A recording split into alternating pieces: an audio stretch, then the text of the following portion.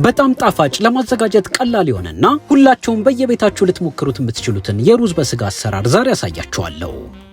የዛሬውን ሩዝ በስጋ ለማዘጋጀት እነዚህን ግብአቶች እንጠቀማለን። ከነዚህ ግብአቶች በተጨማሪ የምንጠቀማቸውን የማጣፈጫ ቅመሞች ቪዲዮውን እየሰራው ነግራችኋለሁ። 250 ግራም ቀይ የበሬ የሽንጥ ስጋ ነጩን አውጥታችሁ በዚህ መልኩ ከትፋችሁ ታዘጋጃላችሁ። ስጋው ቶሎ እንዲበስልላችሁ የጭቅና ስጋ ብትጠቀሙ መመክራችኋለሁ። በተጨማሪ ስጋው ሩዙ ውስጥ ጎልቶ እንዲታይላችሁ ተለቅ አርጋችሁ ብትከትፉ መክራችኋለሁ። ከምንጠቀማቸው የአትክልት ግብአቶች መካከል ደግሞ 8 ፍሬ የተላጠ ነጭ ሽንኩርት እንጠቀማለን። ነጭ ሽንኩርቱ ለሩዙ ልዩ የሆነ ጣዕም ስለሚሰጠው ብትጨምሩበት መክራችኋለሁ። ከነጭ ሽንኩርቱ በተጨማሪ ሩዙ ጠንከር ያለ ቃና እንዲኖረው ግማሽ የሾርባ ማንኪያ ዝንጅብል አድቅቃችሁ ከትፋችሁ ታዘጋጃላችሁ። 2 ራስ ተለቅ ያለ ቀይ ሽንኩርት ደግሞ ምስሉ ላይ በምትመለከቱት መሰረት ትንሽ ወፈር አርጋችሁ ትከትፋላችሁ። እዚህ ጋር ቀይ ሽንኩርት ሲተልቅ የማትወዱ ከሆነ ቀጠን አርጋችሁ መክተፍ ትችላላችሁ። ሩዙ ትንሽ የማቃጠል ቃና እንዲኖረው 3 ፍሬ አረንጓዴ ቃሪያ እንጠቀማለን። ሌላው በዛሬው ሩዝ ላይ የምንጠቀመው የአትክልት ግብአት 1 ራስ ተለቅ ያለ ካሮት እንጠቀማለን። ካሮቱ ቶሎ እንዲበስልላችሁ በደንብ አጥባችሁ ልጣችሁ ለሁለት ሰነጥቁና ግንዱን አውጥታችሁ በቁመቱ በቀጫጭኑ ትከትፉታላችሁ። እዚህ ጋር ካሳየኋችሁ የአትክልት ግብአቶች ሌላ ሌሎች የአትክልት ግብአቶችን መጠቀም ከፈለጋችሁ ማስገባት ትችላላችሁ። ሁሉም አትክልት የሚበስልበት ደቂቃ ስለሚለያይ አጨማመራችሁንም ማስተካከል ይኖርባችኋል። ስጋውንና አትክልቱን ከማብሰላችን በፊት ሩዙን በሚገባ እናጥባለን። ይህ እጄ ላይ የምትመለከቱትን ሩዝ በርካሽ መግዛት ለምትፈልጉ ማንኛውም ሱቅ ውስጥ በመሄድ በማዳበሪያ ታሽጎ በኪሎ የሚሸጠውን ረጃጅም ሩዝ ብላችሁ መግዛት ትችላላችሁ። የሩዙ ዛላ ልክ ምስሉ ላይ እንደምትመለከቱት ረጃጅም መሆኑን እርግጠኛ መሆን አለባችሁ። አሁን 1 ኩባያ ሩዝ ጎድጓዳ ሳህን ላይ ገልብጣችሁ ሁልጊዜ እንደምናደርገው ንጹህ ውሃ እስኪያወጣ ድረስ በተደጋጋሚ ውሃውን እየቀየራችሁ በእጃችሁ ታጥቡታላችሁ። አንዳንድ የመለኛ ግብአቶችን መግዛት ፈልጋችሁ አልቋል ስንላችሁ የነበሩትን አዲስ ስላስገባን የመለኛ ኢንስታግራም ገጽ ላይ መልእክት በመላክ ማዘዝ ትችላላችሁ። ከኢትዮጵያ ውጭ ሆናችሁም ኢትዮጵያ ውስጥ ላለ ወዳጃችሁ እንድንልክላችሁ ከፈለጋችሁም የሱንም አማራጭ አቅርበናል። ሩዙን ቢያንስ 5 ጊዜ ውሃውን እየቀያየርኩ በደንብ እያሸው ካጠብኩት በኋላ ይህንን መስሎልኛል። በደንብ የታጠበ ሩዝ ይህንን ይመስላል። አሁን አንድ አነስተኛ ድስት ላይ 6 የሾርባ ማንኪያ የምግብ ዘይት ታግላላችሁ። ዘይቱ በሚገባ ከጋለላችሁ በኋላ ያዘጋጃችሁትን የበሬ ስጋ መቆንጠጫ በመጠቀም አንድ በአንድ ትጨምሩታላችሁ። በዚህ መልኩ ስጋውን የምትጠብሱት ከሆነ ሁሉም የስጋ ክፍል እኩል ይበስልላችኋል። ነገር ግን መጥበሻ የምትጠቀሙ ከሆነና ቶሎ መጥበሻው ላይ ያገላበጣችሁ የምትጠብሱት ከሆነ አንዴ ጨምራችሁ መጥበስ ትችላላችሁ። ሁሉንም ስጋ አንዴ ከጨመራችሁ በኋላ ለ3 ደቂቃ ያህል ምንም ሳትነካኩት ከተጠበሰላችሁ በኋላ አንድ በአንድ ትገለብጡታላችሁ። ባልበሰለው በኩል ስጋውን ካበሰላችሁ በኋላ እያገላበጣችሁ ደግሞ እሳት ያላገኘውን ቦታ በደንብ ታስነኩታላችሁ። የጨመራችሁት ስጋ በከፊል ከተጠበሰላችሁ በኋላ ያዘጋጃችሁትን ነጭ ሽንኩርት ከላይ ታስገባላችሁ። ነጭ ሽንኩርቱን ከትፋችሁ መጨመር ከፈለጋችሁ እዚህ ጋር ከትፋችሁ መጨመር ትችላላችሁ። የደቀቀ ነጭ ሽንኩርት የምትጠቀሙ ከሆነ ነጭ ሽንኩርቱ እንዳይቃጠልባችሁ ቶሎ ማማሰል ይኖርባችኋል። የጨመራችሁት ስጋ ቆንጆ ሆኖ ከተጠበሰላችሁ በኋላ ይህንን ይመስላል። እሳት ያላገኘው ቦታ ካለ በመቆንጠጫው እያገላበጣችሁ እሳቱን ማስነካት ትችላላችሁ። አሁን ከትፋችሁ ያዘጋጃችሁትን ዝንጅብልና ካሮት ከላይ ታስገባላችሁ። ካሮቱ ቶሎ እንዲበስልላችሁ ከፈለጋችሁ ከዚህ የበለጠ ቀጠን አርጋችሁ መክተፍ ትችላላችሁ። ዝንጅብልና ካሮቱን ከጨመራችሁ በኋላ ቶሎ ታማስሉታላችሁ። ከታች ምስሉ ላይ እንደምትመለከቱት ድስቱ ያረረ ቢመስልም በኋላ ላይ ውሃ ስትከልሱ በቀላሉ ይለቅላችኋል። ለምታዘጋጁት ሩዝም ቆንጆ ጣዕም ይሰጥላችኋል።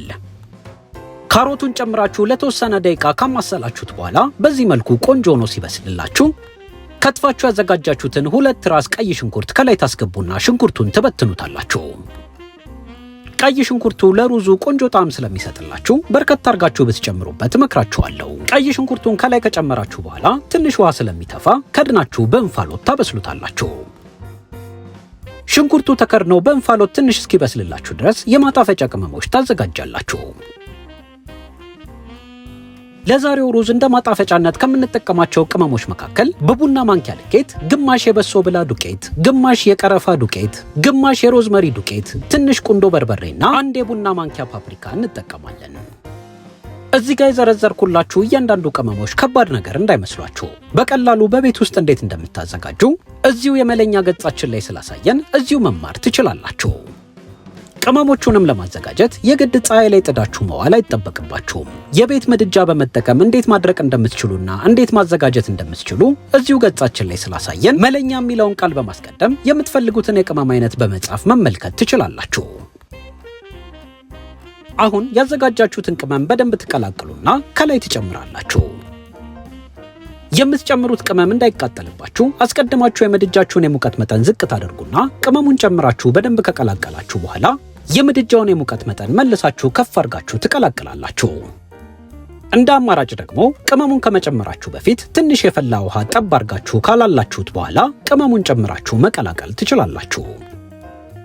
ቅመሙን ከጨመራችሁት ግብአቶች ጋር በደንብ ከቀላቀላችሁ በኋላ 1 ሊትር የፈላ ውሃ ከላይ ትከልሳላችሁ። እዚህ ጋር የምትከልሱት ውሃ ፈጽሞ ቀዝቃዛ መሆን የለበትም። ቀዝቃዛ ውሃ የምትጠቀሙ ከሆነ ስጋውን ያገነትርባችኋል፣ ለማኘክም አስቸጋሪ ይሆንባችኋል። የፈላ ውሃውን ከጨመራችሁ በኋላ በደንብ ታማስሉና የምድጃችሁን የሙቀት መጠን ከፍተኛ ላይ አድርጋችሁ ስጋው በደንብ እስኪበስልላችሁ ድረስ ታንተከትኩታላችሁ። እንደኔ ለስለስ ያለ ስጋና የጭቅና ስጋ የምትጠቀሙ ከሆነ ለመብሰል ያን ያህል ደቂቃ አይፈጅበትም። ነገር ግን በጣም ጠንካራ ስጋ የምትጠቀሙ ከሆነ የምድጃችሁን የሙቀት መጠን መካከለኛ ላይ አድርጋችሁ ረዘም ላለ ደቂቃ ማንተክተክ ይኖርባችኋል። እኔ ስጋውን ለ20 ደቂቃ ያህል ካንተከተኩት በኋላ በምፈልገው ደረጃ በስሎልኛል። አሁን የምትፈልጉትን ያህል ጨው ከላይ ተጨምሩና በደንብ ታማስሉታላችሁ። ጨውን በደንብ አማስላችሁ ካዋሃዳችሁት በኋላ ያዘጋጃችሁትን ሩዝ ከላይ ትጨምራላችሁ።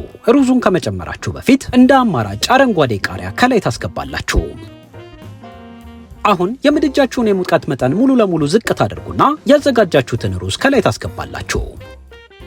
ምድጃውን ቀንሼ ሩዙን የምጨምርበት ምክንያት ስጋው ታች እንዲቀርልኝ ስለምፈልግ ነው። ሩዙን ተጠንቀቃችሁ ልክ ምስሉ ላይ በምትመለከቱት መሰረት ከጨመራችሁና ካስተካከላችሁ በኋላ የምድጃችሁን የሙቀት መጠን መልሳችሁ ከፍ ታደርጋላችሁ። አሁን ድስቱን ሙሉ ለሙሉ ሳከድኑት ሩዙን በመካከለኛ ሙቀት ከ15 እስከ 20 ደቂቃ ድረስ ታንተከትኩታላችሁ። ሩዙ ሳይበስል ቀድሞ መረቁን ከጨረሰባችሁ የፈላ ውሃ ጠብ ጠብ እያረጋችሁ ማብሰል ትችላላችሁ። የምትጠቀሙት ሩዝ ነጩን ሩዝ ከሆነ ደግሞ የምትጠቀሙትን የመረቅ መጠን በጣም አነስተኛ ማድረግ አለባችሁ። ነጭ ሩዝ በባህሪው ቶሎ የሚበስል አይነት ነው። ሌላው ሩዙ ውሃውን መጨረሱን አለመጨረሱን መለየት ከፈለጋችሁ ልክ እኔ እንደማደርገው ቀጭን ማንኪያ በመጠቀም መሃሉን ከፈት አድርጋችሁ ውሃ ካለው ለተጨማሪ ደቂቃዎች ማንተክተክ ይኖርባችኋል። ነገር ግን ሙሉ ለሙሉ ውሃውን ከጨረሰ ምድጃችሁን ሙሉ ለሙሉ ታጠፉና ከድናችሁ ለተወሰነ ደቂቃ በእንፋሎት እንዲበስል ትተውታላችሁ። እኔ ሩዙን ከ5 እስከ 7 ደቂቃ ያህል በእንፋሎት እንዲበስል ከድኜ ከተውኩት በኋላ ልክ ምስሉ ላይ በምትመለከቱት መሰረት ቆንጆ ነው በስሎልኛል። አሁን ሩዛችን ቆንጆ ነው ደርሶልናል። እንዴት አርጋችሁ አሳምራችሁ ማቅረብ እንዳለባችሁ ደግሞ አሳያችኋለሁ። ሩዙን ለማቅረብ ሰፋ ያለ ዝርግ ሳህን ወይም ትሪ ተጠቀሙ። ትሪውን ምስሉ ላይ በምትመለከቱት መሰረት ድስቱን ትከድኑበታላችሁ። ትሪውን ድስቱ ላይ ከከደናችሁ በኋላ ልክ ምስሉ ላይ በምትመለከቱት መሰረት ተጠንቅቃችሁ ትገለብጡታላችሁ። ድስቱ ላይ ተጣብቆ የቀረ ስጋ ወይም ሩዝ ካለ መታ መታ እያረጋችሁ ዙሪያውን ታስለቅቁታላችሁ። ሩዝ በስጋውን ከድስቱ ከገለበጣችሁ በኋላ ይህንን ይመስላል። ሲታይ እንዲያምርና ለማባያ እንዲሆናችሁ ከፈለጋችሁ ከዚህ በፊት ያሳዩዋችሁን የድንች ጥብስ ጠብሳችሁ ከላይ ማድረግ ትችላላችሁ። ከድንች ጥብሱ ሌላ ከዚህ በፊት ያሳዩዋችሁን ቂጣ እንዲሁም የተለያዩ የማባያ ስልሶችም አብራችሁ ማቅረብ ትችላላችሁ። አሁን ሩዙን በንጹህ ማንኪያ ዘርዘር ታደርጉትና የበለጠ ሲታይ እንዲያምር በቤት ውስጥ ካላችሁ አረንጓዴ ቃሪያ ወይም ቀይ ቃሪያ ከላይ ታደርጉበትና ጥሬ ሽንኩርት የምትወዱ ከሆነ ከላይ ትነሰንሱበታላችሁ። ሩዝ በስጋ እንግዲህ በየቤታችሁ በዚህ መልኩ በቀላሉ አዘጋጅታችሁ መመገብ ትችላላችሁ። ለመላው ቤተሰባችሁም አዘጋጅታችሁ እንደሚያስመሰግናችሁ አንጠራጠርም። የዛሬውን የመለኛ ቪዲዮ ወዳችሁት እዚህ ድረስ ከተከታተላችሁትና ከጠቀማችሁ ለሌሎች ወዳጅ ዘመዶቻችሁ አጋሩልን። የዛሬውን ቪዲዮ ስለተከታተላችሁ ከልብ እናመሰግናለን።